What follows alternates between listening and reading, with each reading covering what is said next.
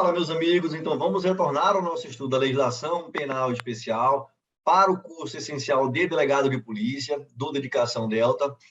Nós, então, terminamos a Lei Lavagem de Dinheiro, a Lei 9.613 de 98, e vamos iniciar agora uma nova lei, que é a Lei Maria da Penha, a Lei 11.340 de 2006. Então, deixa eu colocar rapidamente o slide aqui para vocês, para não perdermos muito tempo. Prontinho. Está aqui, pessoal. A Lei Maria da Penha, Lei 11.340 de 2006. Pessoal, antes de entrarmos efetivamente na Lei Maria da Penha, vale aqui duas observações iniciais. Primeira observação. A Lei Maria da Penha ela não tipifica crimes praticados contra a mulher. Como assim, Flávio, não tipifica? É exatamente isso. Os crimes contra a mulher que são protegidos pela Lei Maria da Penha, eles não estão previstos nessa lei. E onde é que eles estão previstos, Flávio? Lá no Código Penal. Então, pessoal, os crimes que são praticados contra a mulher, previstos lá no Código Penal, crime de homicídio, que é o infanticídio, lesão corporal, ameaça, injúria, calúnia, difamação, os crimes estão previstos lá no Código Penal. Agora, a proteção quando esses crimes são praticados contra a mulher em âmbito de violência doméstica familiar, aí sim ela está prevista aqui na Lei Maria da Penha. Então, a Lei Maria da Penha não tipifica crimes praticados contra a mulher. Nós temos apenas um único crime tipificado nessa lei, que é o crime de descumprimento de medida protetiva. Bom, mas não é um crime praticado contra a mulher, é um crime praticado contra a justiça. Então, pessoal, os crimes praticados contra a mulher não estão aqui na Lei Maria da Penha. Aqui, a Lei Maria da Penha traz apenas mecanismos de proteção. Proteger quem? A mulher, quando ela está sujeita a um crime de homicídio, sujeita a um crime de lesão corporal, ameaça, e esses crimes são praticados em âmbito da violência doméstica, familiar, ou até mesmo em âmbito afetivo. Certo, pessoal? Então, essa é a primeira observação.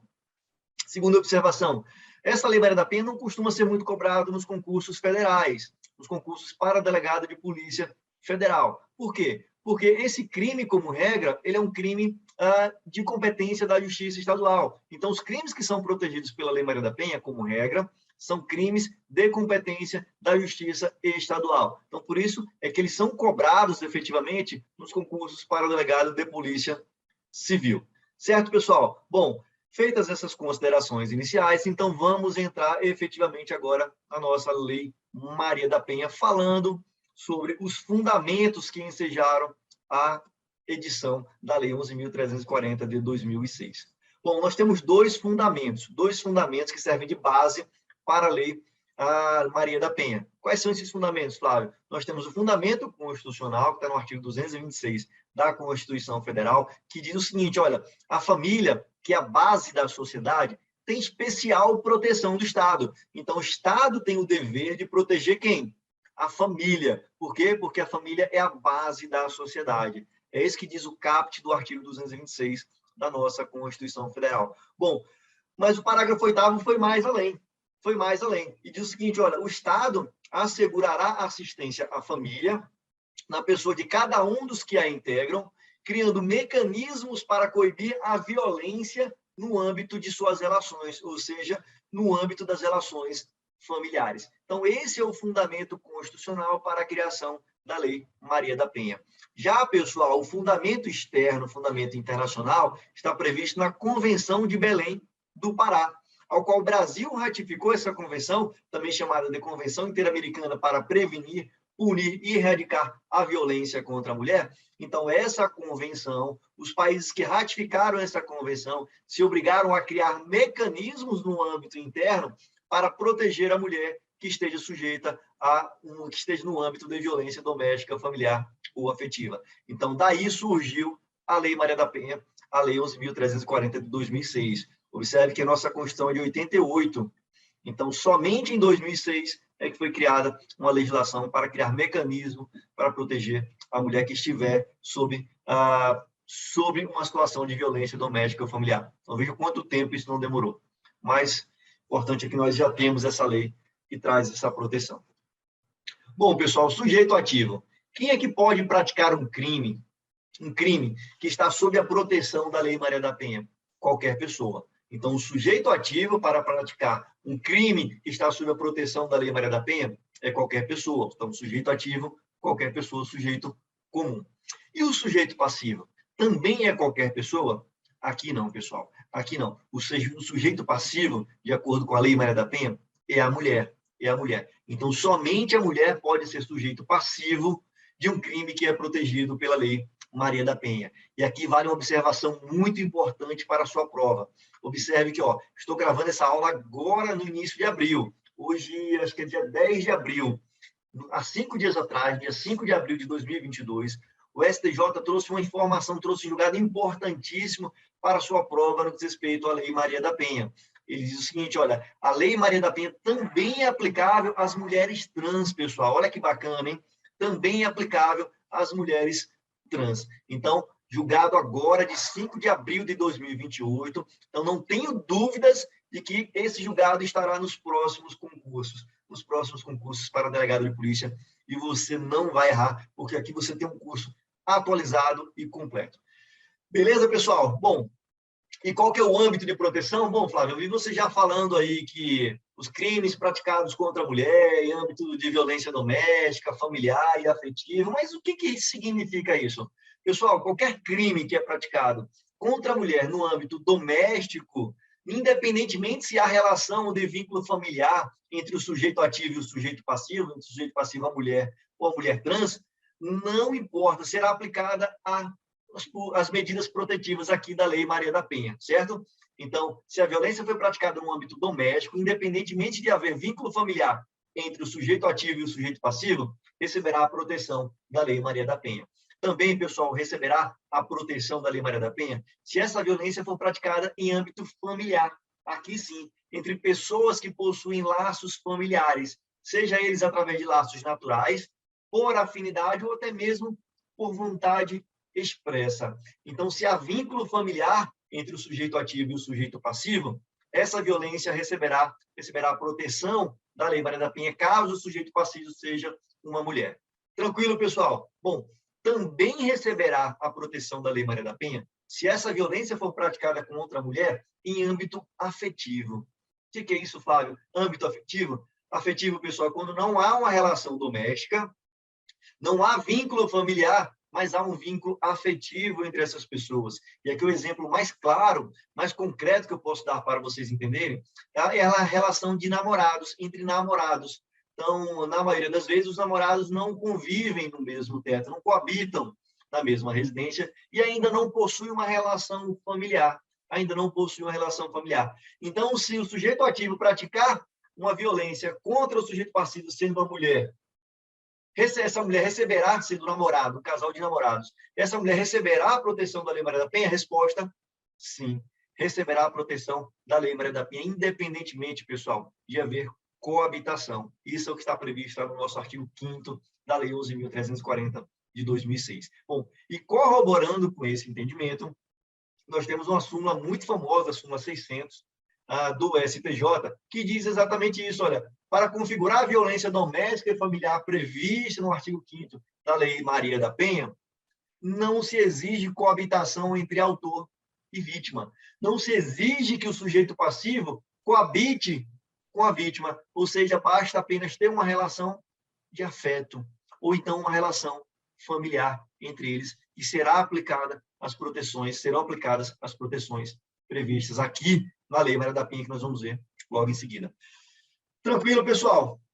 Bom, vamos continuar. E que espécies de violência são essas? Quais são essas violências, Flávio, que pode ser praticada contra a mulher, e que recebe a proteção da Lei Maria da Penha? Nós temos 5 espécies de violência. 5 espécies de violência. Nós temos a violência mais conhecida, que é a violência física, que é aquela violência que ofende a integridade física ou corporal da mulher, através das lesões corporais, através do crime de infanticídio. Então, essas condutas, esses crimes, ofendem a integridade física ou corporal da mulher. E, claro, lógico, recebe a proteção da mulher aqui na Lei Maria da Penha. Próxima espécie de violência, a violência moral. A violência moral é aquela violência, pessoal, que ofende a honra da mulher, seja uma honra objetiva, seja uma honra subjetiva, através dos crimes de calúnia, difamação, injúria. Então, se o sujeito ativo pratica um crime de calúnia, difamação, injúria contra a mulher, essa mulher receberá a proteção da Lei Maria da Penha. E não somente uma violência física, não somente uma violência física. Tranquilo? Bom, também receberá a proteção da Lei Maria da Penha, pessoal, se a mulher sofreu uma violência psicológica. Como assim, Flávia? Violência psicológica? Pessoal, a ameaça. A ameaça é uma violência psicológica. A humilhação, quando alguém submete a mulher à humilhação, quando a pessoa limita o direito de vir e vir da mulher, também configura uma violência psicológica. Quando submete a mulher à ridicularização, violando o seu direito à sua intimidade, pessoal, através de vigilâncias constantes, isso configura violência psicológica e recebe especial proteção aqui na Lei Maria da Penha. Certo, pessoal? Outra espécie de violência que também é protegida pela Lei Maria da Penha, também, lógico, a violência sexual. A violência praticada de cunho sexual contra a mulher. E aqui, pessoal, destaca-se que não somente os crimes contra a dignidade sexual, crime de estupro, por exemplo. Então, crime de estupro que é praticado contra a mulher, claro que essa mulher vai receber especial proteção aqui na Lei Maria da Penha, se o sujeito ativo tiver um vínculo afetivo, tiver um vínculo doméstico ou um vínculo familiar com a mulher. Certo, pessoal? Bom, mas quando se fala aqui em violência sexual, a gente não está falando somente em crimes contra a dignidade sexual. Então, pessoal, aqui a violência que é protegida pela Lei Maria da Penha é qualquer ato que impeça que a mulher se utilize de métodos contraceptivos, qualquer ato, qualquer conduta que impeça a mulher de exercer o seu direito reprodutivo através de uso de meios contraceptivos ou não, que force ao matrimônio também configura uma violência sexual, que force a mulher a praticar o aborto ou então a engravidar. Isso também configura uma violência sexual que é protegida aqui no âmbito da Lei Maria da Penha. Certo, pessoal? E por fim, nós temos a violência patrimonial. A violência patrimonial, pessoal, são os crimes contra o patrimônio, um roubo, um furto, quando o sujeito ativo ele possui uma relação íntima de afeto com a mulher, ou então um grau de parentesco, relação familiar, ou então no âmbito doméstico. Então, se ocorre um crime contra o patrimônio contra uma mulher, também receberá essa proteção aqui da Lei Maria da Penha. E aqui destaca-se, pessoal, que o simples fato de destruir documentos da mulher também configura uma violação patrimonial, crime de dano, também configura uma violação patrimonial, que também recebe as proteções aqui da Lei Maria da Penha. Certo, pessoal? Então, quais são as espécies? Você não pode deixar de ir para a sua prova sem saber essas espécies de violência. Violência física, a violência moral, a violência psicológica, a violência sexual e a violência patrimonial. Bom, pessoal, é muito comum cair nos concursos públicos confundir o candidato no que diz respeito à violência moral com a violência psicológica. Então, é muito comum cair uma prova, uma questão que diz o seguinte, olha, recebe especial proteção a violência moral praticada contra a mulher através de ameaças. Opa, a ameaça não configura uma violência moral, mas sim uma violência psicológica. Violência moral é configurada através dos crimes de calúnia, difamação ou de injúria. Certo, pessoal? Então, se atentar a essas pegadinhas aí para você não errar no dia da sua prova. Então, vamos seguir, vamos dar continuidade ao nosso estudo da Lei Maria da Penha. Pessoal, a mulher que está sujeita a essas violências no âmbito doméstico, familiar ou afetivo, ela recebe algumas garantias, recebe algumas proteções. Então, a Lei Maria da Penha traz essas proteções que nós vamos estudar a partir de agora. Olha o que diz a Lei Maria da Penha. Que o juiz assegurará à mulher, em situação de violência doméstica, familiar e também afetiva, para preservar a sua integridade física e psicológica. Quais são essas garantias? O que o juiz assegurará a essa mulher? Primeiro, pessoal, acesso prioritário à remoção quando essa mulher é uma servidora pública, seja integrante da administração direta, seja integrante da administração indireta. Isso quer dizer o quê? A mulher que está sujeita a uma violência em um desses três âmbitos, uma daquelas 5 violências em um dos 3 âmbitos, então, ela poderá receber essa garantia do juiz, a garantia de remoção do seu local de trabalho. Exatamente. Então, mudar o município, se ela for uma servidora estadual, mudar de estado, se ela for uma servidora federal, para garantir, pessoal, para garantir que ela não continue a sofrer qualquer tipo de violência, certo? Então, essa é a primeira garantia prevista na Lei Maria da Penha. Segunda garantia, a manutenção do vínculo trabalhista, quando necessário o afastamento do local de trabalho por até 6 meses. Isso aqui é muito importante, já vi diversas questões de prova falando sobre isso. Pessoal, a mulher que é vítima de uma daquelas 5 violências em âmbito doméstico, familiar ou afetivo, ela pode se afastar do seu trabalho, sem perder o seu vínculo trabalhista pelo prazo de até 6 meses. É um direito previsto aqui na Lei Maria da Penha. Certo, pessoal? Então, vou repetir.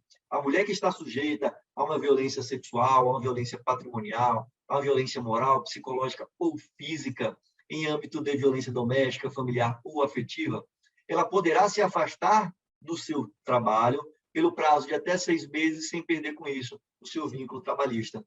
Mas por quê, Flávio? Por que a mulher tem esse direito de se afastar do trabalho? Meus amigos, porque muitas vezes o local de trabalho é um local público. Então, o sujeito ativo, ele fica comparecendo periodicamente a esse local de trabalho, justamente para, com a sua presença, intimidar a mulher, para ameaçar somente com a sua presença. Então, isso acaba causando transtorno para essa mulher no seu local de trabalho. Isso quando o sujeito ativo também não exerce a sua função no mesmo local de trabalho. Então, por isso é que a Lei Maria da Penha garante que a mulher poderá se afastar pelo prazo de até 6 meses, vou repetir, até 6 meses. Eu já vi concurso público falando que esse prazo seria de 1 até 1 ano, não é de até 1 ano, é sim de até 6 meses, sem que ela perca o seu vínculo trabalhista. Certo, pessoal? Tranquilo? Mais uma garantia para a mulher. Próxima garantia, meus amigos, a prioridade para que ela matricule seus filhos em instituição de educação básica, preste atenção, educação básica mais próxima de seu domicílio, ou transferir os seus filhos de uma instituição para outra, desde que ela apresente documentos comprobatórios, através de uma ocorrência policial, que ela vinha sofrendo no seu local de origem uma violência doméstica, familiar ou afetiva. Isso porque, pessoal, quando a mulher precisa mudar de sua residência, ela também tem que garantir que os seus filhos tenham condições, tenham matrículas garantidas no local onde ela vai passar a residir. Por quê? Porque se ela não tiver essa garantia, ela fica presa no seu local, na sua moradia, pessoal, e aí acaba continuando exercendo, sofrendo, na verdade, essa violência. Então, a mulher que está sofrendo violência, uma daquelas 5 violências no âmbito doméstico, familiar ou afetivo, e ela necessita mudar o seu domicílio, então é garantido a essa mulher, desde que ela comprove através do boletim de ocorrência, é garantido a essa mulher a matrícula de seus dependentes, dos seus filhos, nas instituições de educação básica. Tranquilo, pessoal? Bom, próxima garantia, pessoal, sigilo dos dados da ofendida e de seus dependentes matriculados ou transferidos, e o acesso às informações será reservado a quem? Ao juiz, ao Ministério Público e aos órgãos competentes do poder público. Pessoal, às vezes a mulher precisa se mudar sem que dê publicidade a essa mudança, para evitar que o agressor continue perseguindo a mulher. Então, para isso, nesses casos, é possível que seja mantida essas informações, essa mudança em sigilo. A matrícula dos filhos, dos dependentes da mulher, seja mantido em sigilo, justamente para trazer uma maior proteção a essa mulher que está mudando de local de domicílio. Certo, pessoal? Bom, então são essas garantias. E o atendimento policial? Como é que funciona o atendimento policial à mulher que está sujeita a uma violência doméstica, familiar ou afetiva? Seja uma violência física, violência patrimonial, sexual, moral ou psicológica. Pessoal, estabelece a Lei Maria da Penha que o atendimento policial ele deverá ser especializado. Não somente o atendimento policial, mas também o atendimento pericial. Ele deve ser especializado. Isso quer dizer que os policiais constantemente devem ser qualificados para realizar um adequado atendimento à mulher que está sujeita a uma violência no âmbito doméstico, familiar ou afetivo, certo? E esse atendimento policial e pericial eles devem ser ininterruptos e prestados preferencialmente por servidores do sexo feminino, certo, pessoal? Preferencialmente. Flávio, eu já vi questão de prova caindo que esse atendimento deve ser obrigatoriamente prestado por pessoas do sexo feminino. E aqui está a pegadinha. É preferencialmente por pessoas do sexo feminino, ou seja, também por mulheres. Isso porque, pessoal, a mulher tem uma maior sensibilidade para entender esse sofrimento que uma outra mulher está passando. Então, até porque, dependendo do tipo de crime, a vítima vai se sentir mais confortável em poder confessar para policial, confessar, trazer os atos que foram praticados contra ela, se o atendimento for prestado por uma outra mulher. Então, imagina que a mulher foi vítima do crime de estupro. Imagina o quanto é constrangedor para ela ter que narrar os fatos como ocorreram, o que foi que ocorreu durante essa violência. Então, quando ela narra esses fatos para outra mulher, ela fica um pouco mais à vontade, esse sofrimento é um pouco menor, é atenuado a essa vítima, mulher, que foi vítima de um estupro. Certo, pessoal? Então, por isso é que a Lei Maria da Penha determina que o atendimento policial ele deve ser realizado preferencialmente, vou repetir, preferencialmente por outra mulher.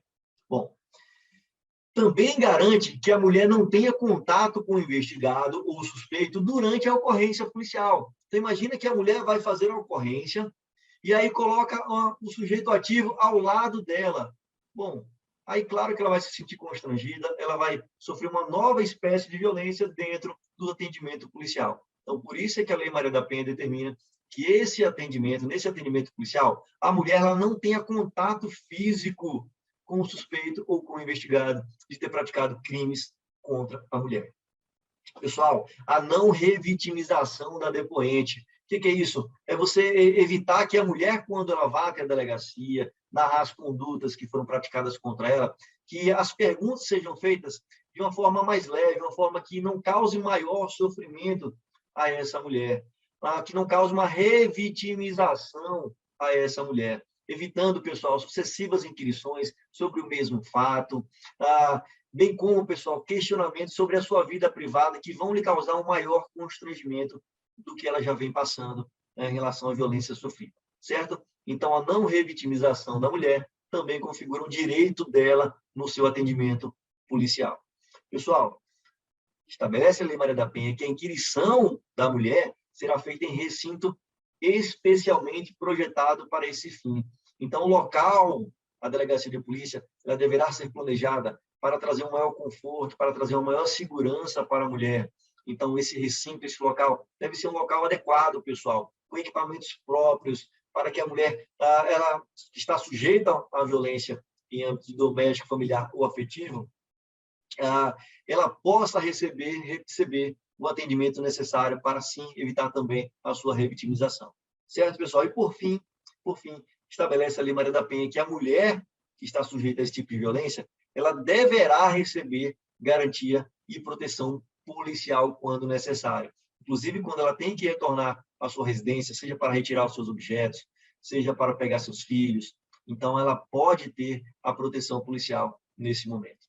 Certo, pessoal? Bom, continuando ainda o atendimento policial. A mulher, quando ela é encaminhada ao policial ou posto de saúde, ela deve ser encaminhada pelos policiais. Então, os policiais devem encaminhar a mulher ao hospital, se ela estiver sofrendo alguma lesão corporal, se ela estiver necessitando de algum atendimento médico, ou então ao Instituto Médico Legal, quando for necessário realizar exame de corpo de delito. Ok? Bom, se necessário, o atendimento policial também deverá fornecer transporte para a mulher vítima de violência doméstica e familiar e também para seus dependentes. Transporte para onde, pessoal? Para um abrigo, um local seguro, um local em que não há risco da mulher continuar sofrendo essa violência, certo? E aqui, pessoal, já falei para vocês, se necessário acompanhar, a polícia deverá acompanhar a ofendida para assegurar que ela retorne ao seu domicílio, para retirar os seus pertences, os seus bens, para pegar os seus filhos. Então, ela poderá receber a proteção policial nesse seu retorno ao seu domicílio. Bom, e aqui nós temos uma novidade trazida pela Lei Maria da Penha. Se o agressor ele possui registro de porte ou posse de arma de fogo, se esse agressor, vou repetir, se esse agressor possuir o porte ou a posse de arma de fogo, o delegado de polícia deverá juntar aos autos essa informação. Deverá juntar aos autos essa informação e também deverá notificar essa ocorrência à instituição responsável pela concessão do porte ou da posse da arma de fogo, ou seja, a Polícia Federal, se for um cidadão comum, ou a instituição militar, ou a instituição da Polícia Civil, se esse indivíduo ele for integrante de uma dessas forças. Então, vou repetir. Se o agressor ele possuir o porte ou a posse de arma de fogo, essa informação deverá constar nos autos, e o delegado de polícia deverá dar ciência ao órgão responsável por fornecer esse porte ou essa posse da arma de fogo. Se for um cidadão comum, então deverá comunicar à Polícia Federal. Se for um militar, deverá comunicar à sua instituição. E se for um policial civil, deverá comunicar também à sua instituição.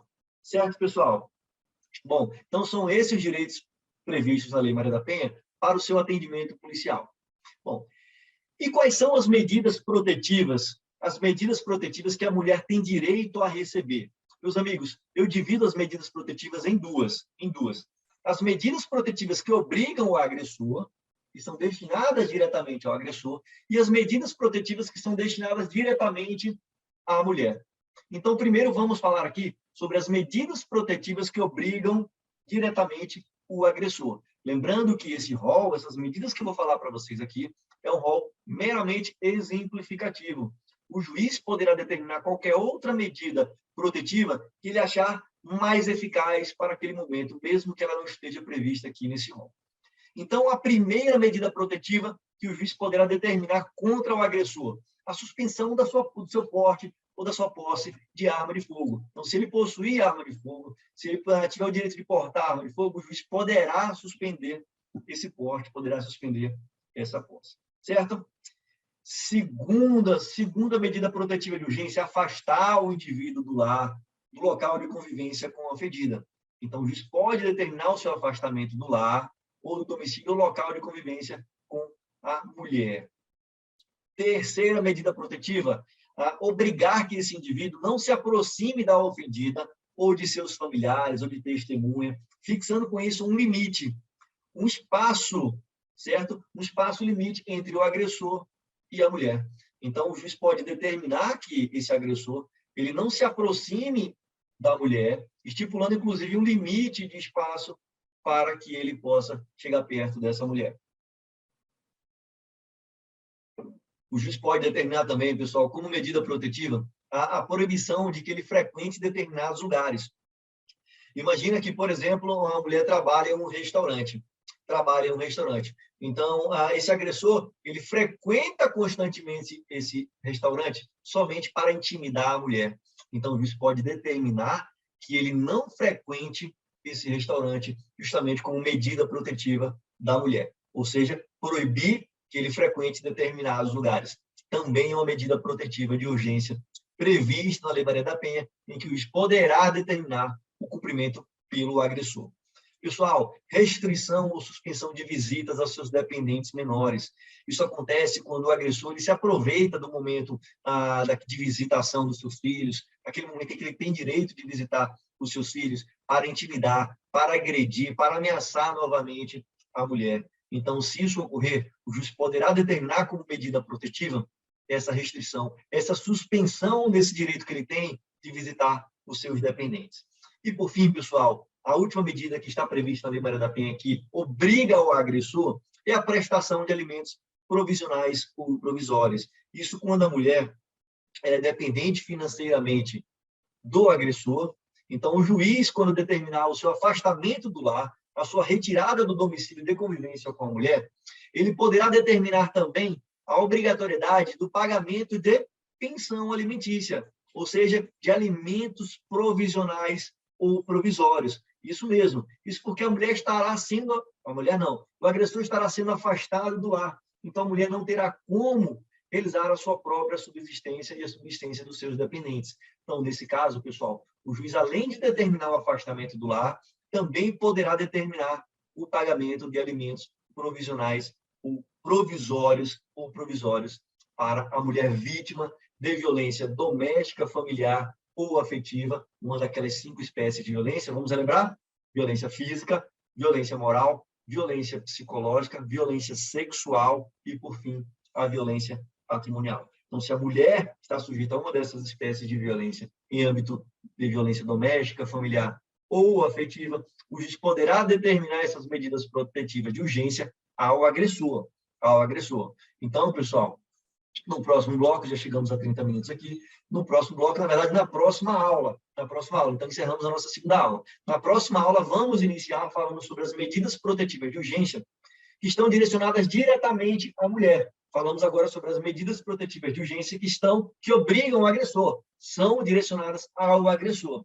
Então, na próxima aula, chegamos ao final de mais um bloco, de mais uma aula. Então, na próxima aula, nós vamos iniciar falando ainda sobre a Lei Maria da Penha, sobre as medidas protetivas que estão ligadas diretamente à mulher.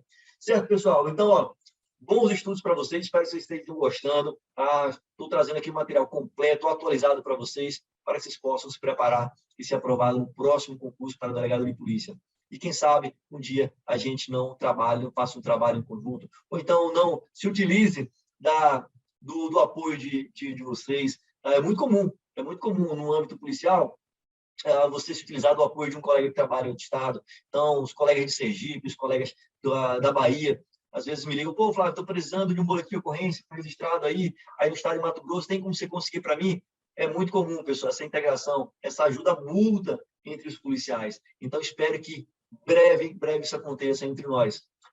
Eu entrar em contato com você, ô, meu amigo, você foi meu aluno, então deixa eu aproveitar aqui, me consiga esse boletim de ocorrência, realiza essa intimação para mim, verifica esse endereço para mim, para poder colaborar com a minha investigação, e vice-versa.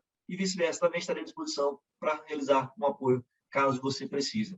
Vai ser uma satisfação muito grande, uma honra muito grande, caso esteja prestando esse apoio a você que foi meu aluno, a você que conquistou o seu objetivo com a minha humilde ajuda.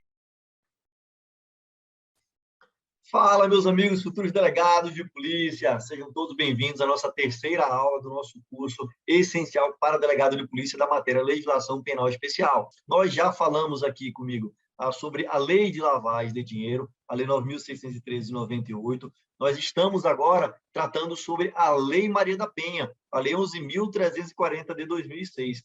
Lei essa importantíssima para você que vai prestar concurso para delegado de Polícia Civil. Falei para vocês que é um pouco mais difícil ser cobrado em concurso para delegado da Polícia Federal, justamente por conta do foro de competência. Como regra, os crimes que são protegidos pela Lei Maria da Penha são crimes de competência da Justiça Estadual. Então, a atuação, princípio, é do delegado de Polícia Civil. Como regra, o delegado de Polícia Federal não atua nos crimes que são protegidos pela Lei Maria da Penha. Certo, pessoal? Bom, então, na última aula, nós paramos quando falávamos sobre as medidas protetivas que atingem diretamente ao agressor. Então, falei para vocês, nós temos um rol meramente exemplificativo na Lei Maria da Penha e quais são essas medidas. Mas o juiz pode determinar qualquer outra medida protetiva de urgência que não esteja prevista lá no rol da Lei Maria da Penha, desde que seja mais eficaz para o caso em concreto, protegendo, assim, a mulher de uma violência doméstica, familiar ou afetiva. Lembrando que nós temos 5 espécies de violências domésticas em que a mulher pode ser submetida para receber a proteção da Lei Maria da Penha. Violência física, violência patrimonial, violência sexual, violência psicológica e violência moral. Certo, pessoal? Bom, então vamos retornar ao nosso estudo da Lei Maria da Penha, falando ainda sobre as medidas protetivas de urgência, mas aquelas medidas protetivas que visam diretamente a ofendida, visam proteger diretamente a ofendida. Então, vamos a elas. Deixa eu colocar aqui no slide para vocês. Prontinho. Bom, pessoal, não, aqui é o slide que nós paramos na nossa última aula, que são as medidas que obrigam o agressor. Então, as próximas medidas que nós vamos estudar são as medidas que visam a proteção diretamente à ofendida, que atinge diretamente a ofendida, certo? Primeira medida protetiva que pode ser determinada para proteger a mulher. Encaminhar a mulher e seus dependentes a programa oficial ou comunitário de proteção ou de atendimento. Pessoal, é muito comum os municípios criarem lugares para receber as mulheres que são vítimas, naquele momento, de violência doméstica e familiar. Então, os municípios, os estados também estão criando esses lugares para a proteção das mulheres que são vítimas desse tipo de violência, certo? Então, o juiz pode determinar o encaminhamento da ofendida, juntamente, claro, com os seus dependentes. Primeira medida protetiva em benefício, em proteção da mulher. Segunda medida protetiva de urgência, pessoal, é determinar a recondução da mulher e de seus dependentes ao seu respectivo domicílio após determinar o afastamento do agressor do domicílio. Então, imagina, nós já falamos sobre as medidas que atingem o agressor e uma delas é determinar o afastamento do lar do agressor. Bom, determinado o afastamento do lar desse agressor, o juiz pode autorizar que a ofendida mulher retorne ao seu domicílio juntamente com os seus dependentes. Pessoal, próxima medida protetiva que visa proteger a mulher é determinar o afastamento do lar da mulher sem prejuízo dos seus direitos relativos aos bens, guarda de filhos e alimentos. Então, o juiz pode determinar que ela se retire do seu domicílio, sem com isso ela perca os seus direitos aos seus bens, à guarda dos filhos e aos direitos de alimentos provisionais. Então, também é uma medida protetiva que garante, que protege a mulher que está sendo submetida naquele momento a uma violência psicológica, moral, patrimonial, sexual ou violência física, que é o mais comum, através de uma tentativa de feminicídio, através de uma lesão corporal. Certo, pessoal? Bom, e a outra medida protetiva que nós temos previstas na Lei Maria da Penha é a determinação de separação de corpos. Então, o juiz, liminarmente, pode determinar a separação de corpos, garantindo, claro, todos os direitos que a mulher vai manter com essa separação. Certo, pessoal? Então, são essas medidas protetivas que visam proteger diretamente a mulher. As outras que nós falamos são as medidas que atingem o agressor. Bom, e qual que é o procedimento para que o juiz determine a proteção de uma mulher através de uma medida protetiva de urgência? Pessoal, nós vamos ver que a medida protetiva de urgência ela é determinada pelo juiz. Temos uma única exceção, mas vamos falar a regra do procedimento para se determinar uma medida protetiva de urgência. Então, a medida protetiva de urgência ela é concedida por quem? Pelo juiz, pela autoridade judiciária, a requerimento do Ministério Público ou a requerimento da própria ofendida. Então, o juiz determinará qualquer uma daquelas medidas protetivas de urgência que nós acabamos de estudar, a requerimento do Ministério Público ou a requerimento por pedido da ofendida. Quando houver o pedido diretamente da ofendida, o juiz poderá determinar qualquer medida protetiva de urgência daquelas que nós já estudamos, sem mesmo que o Ministério Público venha se manifestar.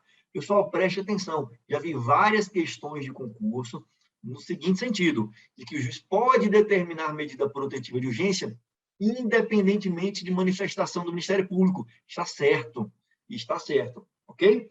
Então, não cai em pegadinha em que se exige a manifestação do Ministério Público para que o juiz determine medida protetiva de urgência. Não, não se exige, ok? Quando esse pedido vier diretamente da ofendida, o juiz pode determinar medida protetiva de urgência sem a manifestação do Ministério Público. Claro, por quê? Porque a medida é urgente.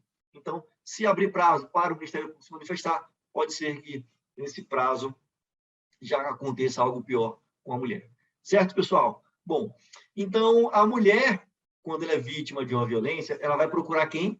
A autoridade policial. Então, ela vai se direcionar a uma delegacia de polícia para registrar a ocorrência e o delegado de polícia vai ter que tomar as medidas iniciais, as medidas urgentes. Bom, ele vai ouvir a mulher, vai buscar todos os elementos que comprovam aqui que a mulher está sofrendo aquele tipo de violência e vai transcrever o pedido da mulher vítima de violência para receber uma medida protetiva de urgência. Então, o delegado de polícia ele tem um prazo de 48 horas para encaminhar esse pedido ao juiz competente.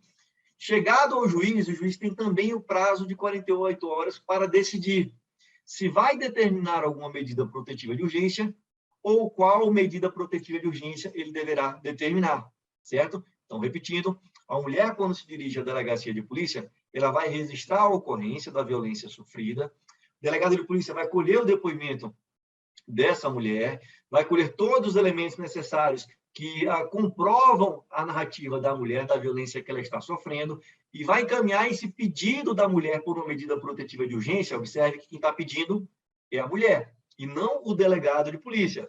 Então, vai encaminhar esse pedido ao juiz competente. Então, o delegado tem 48 horas para mandar esse pedido da mulher de uma medida protetiva de urgência. E o juiz, ao receber esse pedido de medida protetiva de urgência, ele também tem o prazo de 48 horas para decidir se vai determinar a realização, a concessão de uma medida protetiva de urgência e qual será a medida protetiva de urgência. Entretanto, pessoal, nesse prazo que o juiz tem, ele pode, de imediato, determinar a apreensão da arma de fogo que esteja na posse do agressor. Caso o agressor tenha posse ou porte de arma de fogo, então ele tenha uma arma registrada, se ele for um CAC, se ele for um atirador esportivo, então se ele tiver uma arma registrada em seu poder, o juiz pode imediatamente determinar a apreensão dessa arma de fogo. Flávio, se tiver mais de uma arma de fogo, pode determinar a apreensão de todas as armas de fogo que esse agressor possuir em seu poder de forma legal. Certo, pessoal? Então, foi uma alteração trazida agora pela Lei 13.882 de 2019, uma alteração recente na Lei Maria da Penha, em que o juiz poderá determinar a apreensão imediata dessa arma de fogo, desse armamento que esteja sob a posse do agressor. Bom, aí vem o artigo 12C, que trata exclusivamente de uma medida protetiva de urgência, que é do afastamento do lar do agressor, certo? Então, o regramento previsto nesse artigo 12, que nós vamos tratar a partir de agora, ele trata exclusivamente de uma única medida protetiva de urgência, que é a medida protetiva de urgência de afastamento do lar, domicílio ou local de convivência com a ofendida, certo? Estou falando somente dessa medida protetiva de urgência a partir de agora. Pessoal, o artigo 12C, ele vem dizendo que, verificada a existência de um risco atual ou iminente contra a vida ou a integridade física da mulher que esteja em uma situação de violência física, uma violência doméstica, familiar ou afetiva, o juiz ele poderá de imediato determinar o afastamento do agressor do seu lar, certo? É isso que diz o artigo 12C.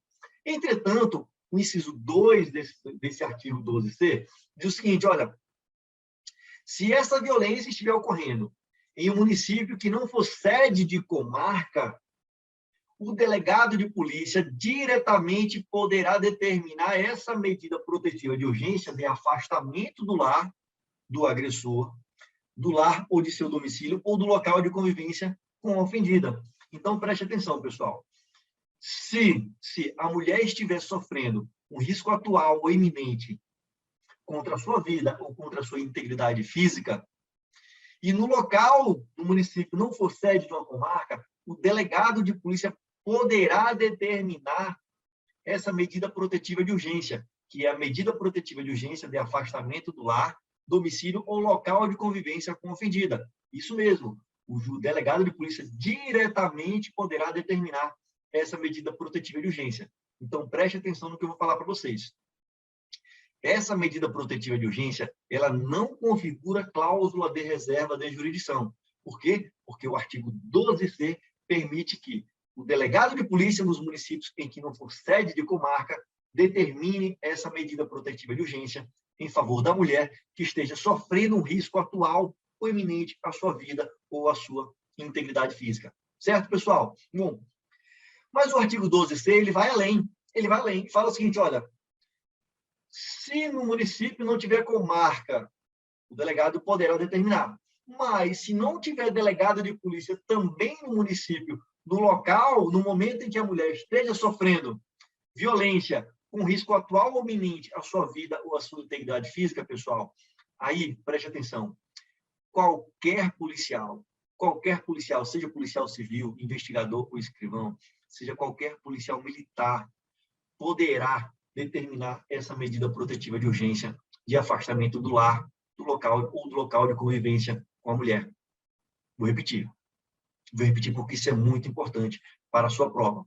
Então, diz o artigo 12C que o afastamento do lar será determinado pelo juiz quando a mulher sofrer risco atual ou iminente contra a sua vida ou contra a sua integridade física pelo juiz. Mas, se o município não tiver uma comarca judicial, o delegado de polícia poderá realizar essa determinação imediatamente. Mas, se também não houver delegado no município, naquele momento em que a mulher está sofrendo esse risco iminente à sua integridade física ou à sua vida, qualquer policial, seja civil, seja militar, poderá determinar o afastamento do lar, do domicílio ou do local de convivência do agressor com sua ofendida. Certo, pessoal? Então, observe a importância desse dispositivo para a prova de vocês. E aí vem o parágrafo primeiro e fala o seguinte, olha, determinado o prazo, determinado a medida protetiva de urgência de afastamento do lar pelo delegado de polícia ou pelo policial, por qualquer outro policial, então, essa determinação será comunicada imediatamente, até o prazo de 24 horas ao juiz.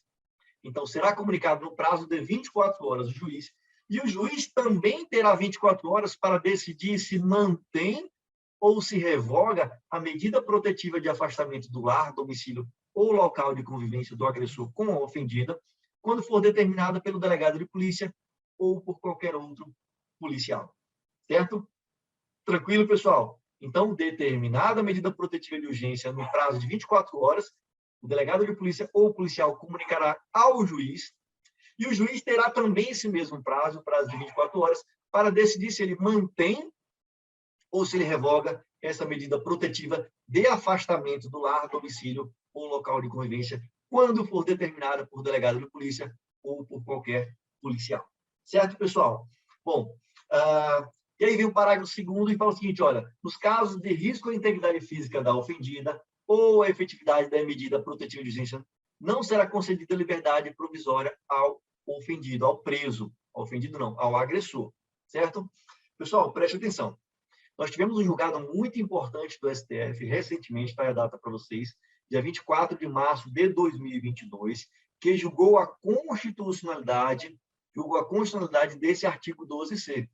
Então, foi uma ação que visava a declarar inconstitucional esse artigo 12C, proposta pelo Ministério Público, só que o STF declarou, na verdade, que esse artigo 12C ele é plenamente constitucional, que ele não ofende a nossa Constituição. Por quê? Porque quando essa medida protetiva de urgência ela é determinada por delegado de polícia ou por qualquer outro policial, o juiz, no prazo de 24 horas, ele tomará ciência dessa determinação.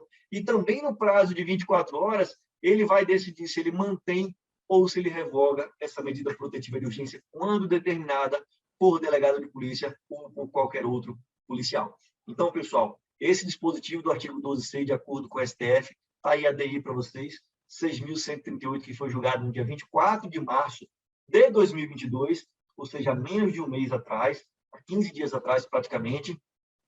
Então, bem recente esse julgado. Então, vocês estão com um material super atualizado para vocês aí, para vocês acertarem todas as questões no que se refere à Lei Maria da Penha. Certo, pessoal?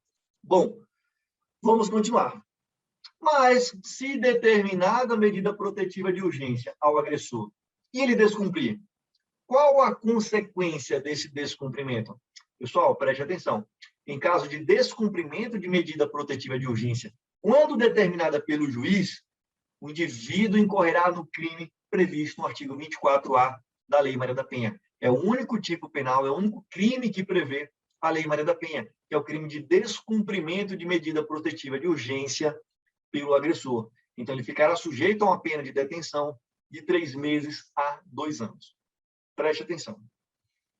Observe o que diz o artigo 24A. Descumprir decisão judicial que defere medida protetiva de urgência prevista nessa lei. Descumprir decisão judicial. Pessoal, nós acabamos de ler o artigo 12C, e o artigo 12C permite que não só o juiz, mas também o delegado de polícia ou qualquer outro policial determine medida protetiva de urgência. Qual é ela? A medida protetiva de urgência de afastamento do lar, domicílio ou local de convivência com a agressora. Mas o artigo 24A, ele tipifica a conduta de descumprir decisão judicial. Decisão judicial.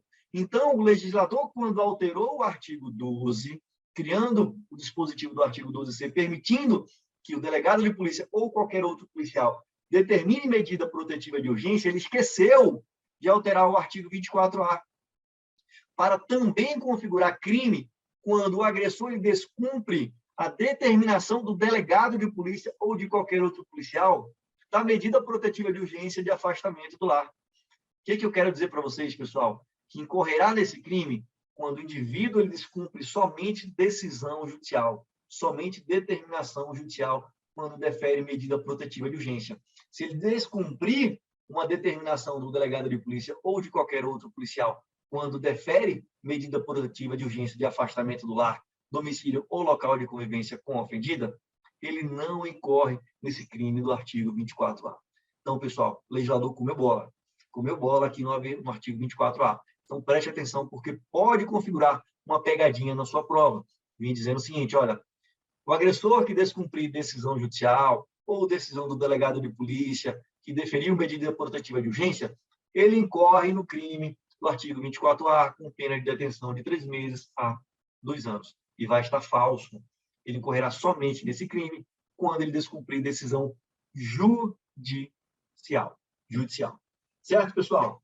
Bom, o artigo 322 do Código de Processo Penal, ele estabelece que o delegado de polícia poderá arbitrar a fiança quando da lavratura de um auto de prisão em flagrante de um crime que tenha pena máxima de até 4 anos. Até 4 anos. Então, repetindo, artigo 322 do Código de Processo Penal diz que o delegado de polícia deverá arbitrar a fiança quando diante da lavratura de um auto de prisão em flagrante, quando o crime tenha pena máxima em abstrato de até 4 anos. 4 anos.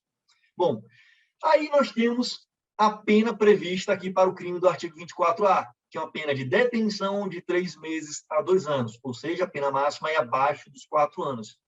Então, será que o delegado de polícia pode arbitrar fiança em caso de lavratura de um auto de prisão em flagrante pelo crime de descumprimento de decisão judicial que defere medida protetiva de urgência? Resposta, não. Resposta, não. Pessoal, aqui há uma exceção ao artigo 322 do Código de Processo Penal. O delegado de polícia não poderá arbitrar a fiança em caso de lavratura de um auto de prisão em flagrante pelo crime do artigo 24A da Lei Maria da Penha. Por quê? Porque esse próprio dispositivo estabelece que, nesse caso, somente o juiz poderá arbitrar a fiança. O delegado não poderá, mesmo esse crime tendo pena máxima abaixo de 4 anos. Certo, pessoal? Bom, vamos seguir. A Lei Maria da Penha traz outro benefício para a mulher, uma outra medida protetiva, na verdade, uma forma de proteção para a mulher.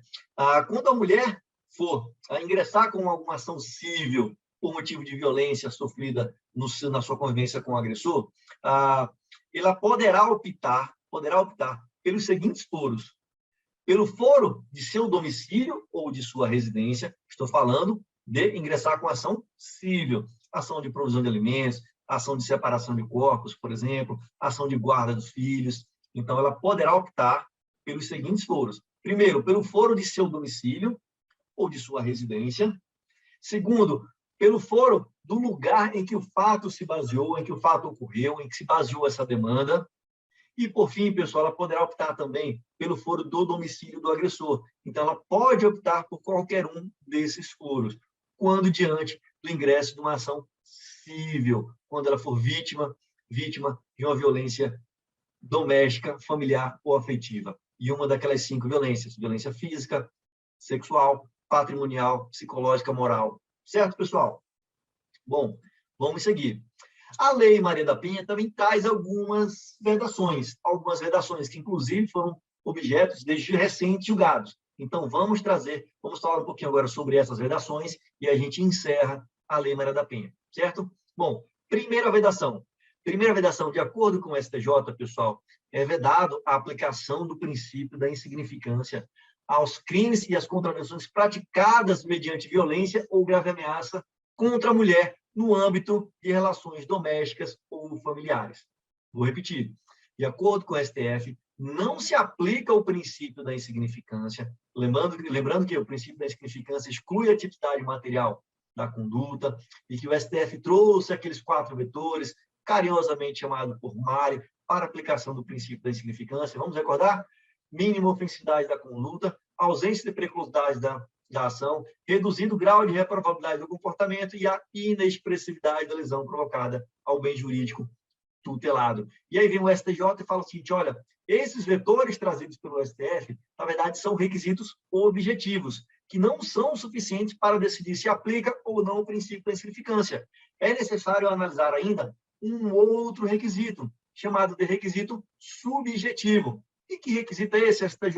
É o requisito da não habitualidade, da não reiteração criminosa. Então, para aplicar o princípio da insignificância hoje, é necessário preencher os 4 vetores, requisitos objetivos trazidos pelo STF, e o requisito subjetivo, que é da não reiteração, da não habitualidade, que é o requisito subjetivo trazido pelo STF.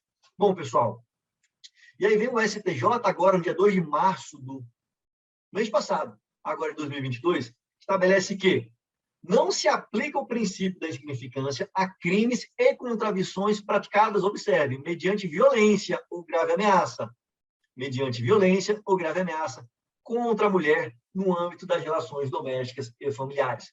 Por quê? Porque há uma reprovabilidade considerável nesse comportamento. Logo, não preenche os 4 vetores trazidos pelo STF.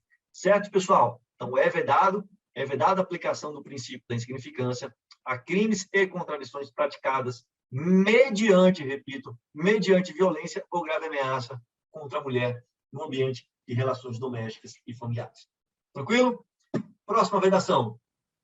Bom, pessoal, de acordo com a Lei Maria da Penha, é possível o juiz decretar a prisão preventiva de ofício do agressor. É possível decretar a prisão de ofício do agressor. Lembrando que o artigo 311 foi alterado pelo pacote de crimes, em que não permite mais a decretação da prisão preventiva de ofício pelo juiz. Então, o juiz ele necessita de uma provocação do Ministério Público ou da autoridade policial para decretar a prisão preventiva, pessoal. Então, ele não pode mais decretar de ofício. Mas o pacote de crimes nada tratou, não alterou a Lei Maria da Penha. Então, nós temos ainda essa previsão da decretação de ofício da prisão preventiva pelo juiz na Lei Maria da Penha. Bom, e aí o STJ passou a discutir essa situação, se ainda assim é possível, com essa alteração trazida pelo pacote de crimes, se ainda assim será possível o juiz decretar a prisão preventiva de ofício do agressor no âmbito da Lei Maria da Penha. E chegamos à seguinte conclusão, agora no mês de fevereiro, ou seja, há pouco menos de 2 meses atrás, dia 15 de fevereiro de 2022. De acordo com o STJ, é vedado ao juiz determinar, decretar a prisão preventiva de ofício, ainda que o crime seja praticado no âmbito de violência doméstica e familiar contra a mulher, ainda que haja uma hediondez da natureza do delito. Certo, pessoal? Então, temos que analisar agora esse dispositivo de acordo com a interpretação dos tribunais superiores. Não é permitido mais o juiz decretar a prisão preventiva de ofício, nem mesmo no âmbito da Lei Maria da Penha. Tranquilo? Vamos seguir, pessoal? Vamos seguir.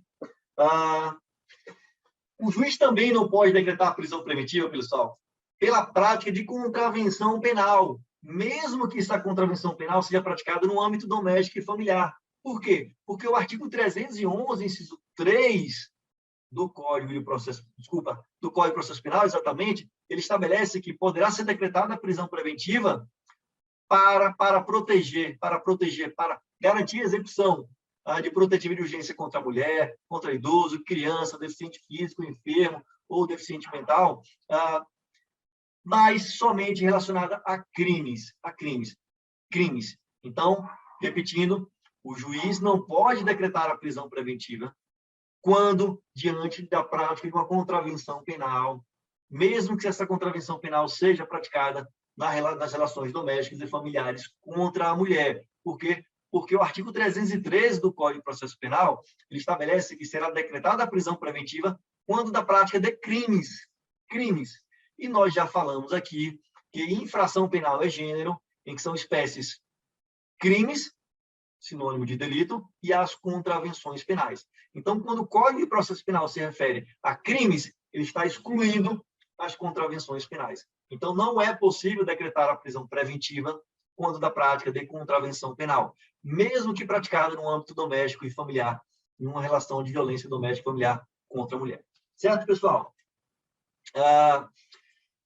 não se aplica, próxima vedação, não se aplica a Lei 9.099 aos crimes e contravenções penais praticadas contra a mulher em âmbito de violência doméstica e familiar.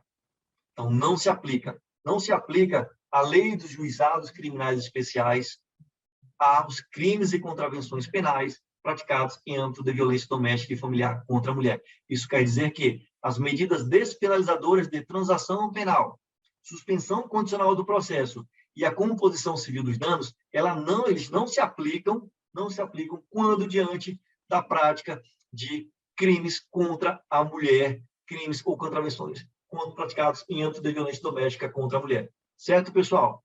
Bom, mas ao crime previsto no artigo 24A, que nós acabamos de estudar, que tem pena máxima de até 2 anos, é possível aplicar as medidas despenalizadoras? Aqui sim. Observe que nós estamos falando, o artigo 24A, ele se refere a um crime praticado não contra a mulher, mas um crime contra a administração da justiça. Então, a esse crime especificamente, é possível aplicar as medidas despenalizadoras, consequentemente, a Lei 9.099 de 1995. Agora, refriso, aos crimes praticados com violência ou grave ameaça contra a mulher, a esses crimes não se aplicam a Lei 9.099 de 95. Se aplica somente ao crime do artigo 24A, que é o crime de descumprimento de medida protetiva de urgência. Certo, pessoal? Bom, estamos finalizando a Lei Maria da Penha. Pessoal, nós temos a seguinte previsão na Lei Maria da Penha, que é vedada a prestação de penas de cesta básica ou de prestação pecuniária de forma isolada aos crimes praticados no âmbito de violência doméstica e familiar contra a mulher. Então, não se aplica penas de cesta básica ou prestação pecuniária de forma isolada, quando o crime for praticado contra a mulher em âmbito de violência doméstica ou familiar. Bom, e aí vem o STJ e fala o seguinte, olha, o STJ deu uma interpretação extensiva a esse dispositivo e diz o seguinte, olha, não se aplica qualquer pena restritiva de direito, não é possível a substituição da pena privativa de liberdade por qualquer pena restritiva de direito quando o crime é praticado mediante violência ou grave ameaça contra a mulher em relação de violência doméstica ou familiar, certo? Então, o STJ deu uma interpretação extensiva. Lembro que essa questão caiu na segunda fase do concurso delegado da Polícia Civil do Estado de Sergipe, querendo saber qual o posicionamento do STJ. Então, o posicionamento é esse. Deu uma interpretação extensiva a esse dispositivo da Lei Maria da Penha, vedando a substituição de qualquer pena restritiva de direito para as penas aplicadas quando diante de um crime de violência praticado mediante violência ou grave ameaça contra a mulher em âmbito de relações domésticas ou familiares. Certo, pessoal? Bom, nós temos também o entendimento do STF que traz a alteração da ação penal em caso de lesão corporal leve praticada contra a mulher em âmbito de violência doméstica, familiar ou afetiva. Observe que, como regra, o crime de lesão corporal leve ele é de ação penal pública condicionada à representação. Entretanto, se essa lesão corporal leve for praticada contra a mulher em relação de convivência doméstica, familiar ou relação afetiva, essa ação será penal pública incondicionada. Então, não existe mais aquela história, briga de marido e mulher não se mete a colher. Não existe mais. Se você presenciar um agressor em relação de violência doméstica ou familiar, praticar um crime contra a mulher, por mais que seja uma lesão corporal leve, pode chamar as autoridades policiais, que elas vão tomar as providências independentemente da manifestação de vontade da ofendida, da mulher. Certo, pessoal? E, por fim, a retratação da representação nos crimes que são de ação penal pública condicionada à representação, os crimes contra a mulher, é possível, os crimes previstos, os crimes protegidos pela Lei Maria da Penha, é possível, mas essa retratação ocorrerá até o momento do recebimento da denúncia, através de uma audiência que vai ser determinada pelo juiz especificamente para esse fim. Lembrando lá do processo penal, que nos crimes de ação penal pública condicionada à representação, o ofendido ele pode se retratar da sua representação até o momento do oferecimento da denúncia. Entretanto, se for um crime protegido pela Lei Maria da Penha, a ofendida poderá se retratar não até o oferecimento, mas sim até o recebimento da denúncia, através de uma audiência específica que o juiz vai determinar com essa mulher, com essa ofendida, para saber os motivos pelo qual ela está se retratando e aí decidir se vai se retratar, se essa retratação vai ter validade ou não. Certo, pessoal? Bom, então encerramos aqui a nossa Lei Maria da Penha, encerramos esse bloco da nossa terceira aula. Então, na próxima aula, vamos entrar já com a Lei de Organização Criminosa, a Lei 2.850 de 2013. Lei essa importantíssima para a prova de vocês. Temos muitos institutos, muitos meios de prova para tratar dentro da Lei de Organização Criminosa. Então, aguardo vocês na nossa próxima aula, que é a nossa aula 3.2. Então, grande abraço. Qualquer coisa, estou à disposição de vocês no Instagram, que é o meu canal de comunicação com vocês. Prof. _Flávio Freire. Tranquilo, pessoal? Grande abraço, até a próxima aula.